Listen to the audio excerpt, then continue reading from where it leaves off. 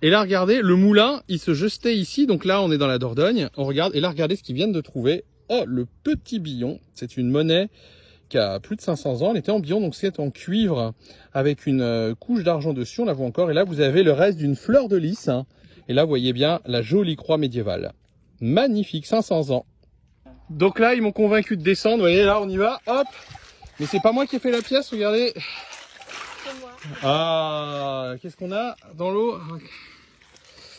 On a un one half penny. Alors, vu la date, c'est dans les années...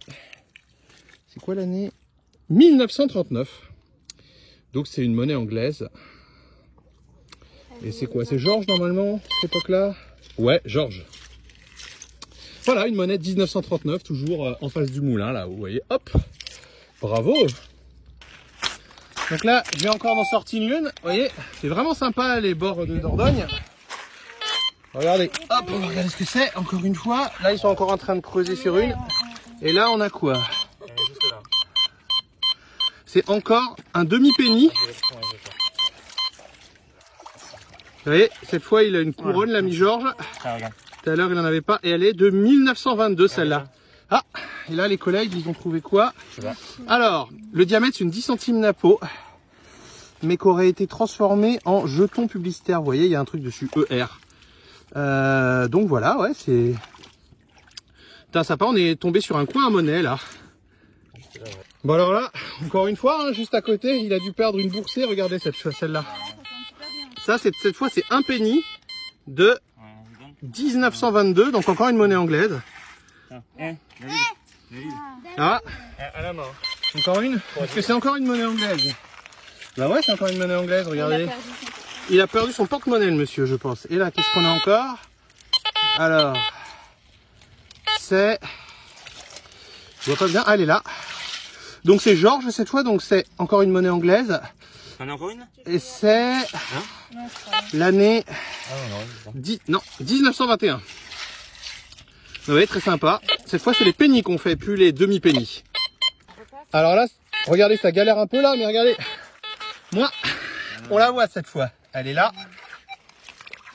Et là, qu'est-ce qu'on a encore? Alors, vu le diamètre, c'est encore... Alors, elle est toute lisse, celle-là. C'est encore un penny anglais. On voit un petit peu la divinité assise, regardez. Voilà, donc monnaie des années 20. Voilà, donc il a dû perdre vraiment son porte-monnaie. Et là, encore une autre. Et celle-ci, elle est de 1910. Regardez ici. Là, vous voyez, malheureusement, ça remonte. Et là, il y en a encore une autre. Vous voyez, celle-là, elle a carrément pas de patine. Est-ce que c'est encore une pièce anglaise? C'est un half penny, un demi penny, donc 1908. Celle-là, vous voyez, c'est en bas là. 1908, donc ça fait encore partie du porte-monnaie. Donc vous voyez, là, on était là.